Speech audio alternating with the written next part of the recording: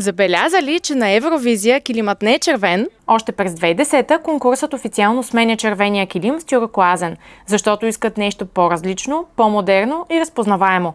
Нещо, което да не изглежда като филмова премиера, а като самата енергия на Евровизия. И избират тюркоазът, защото цветът се свързва с креативност, настроение, свежест и малко драма, но изискана драма.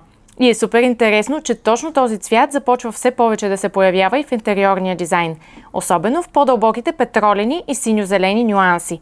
Но не като крещящ акцент, а като цвят, който прави дома по-интересен и завършен. Дълбоко петролено и синьо-зелените тонове са сред цветовете през 2026, които дизайнерите комбинират с дърво, лен и топли неутрални цветове, за да създадат интериор с повече характер и дълбочина на цветовете. И точно тук идват тюркоазените килими.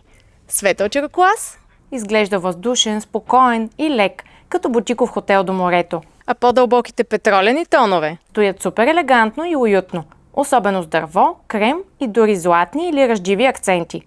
И между другото, цветът действа доста успокояващо. Синьо-зелените тонове се свързват с баланс, енергия и усещане за свежест, защото напомнят на море и природа. Но, обърни внимание, прекалено ярките и електрикови тюркоазени тонове са изместени от по-модерните пепеляви, по-дълбоки и по-меки нюанси.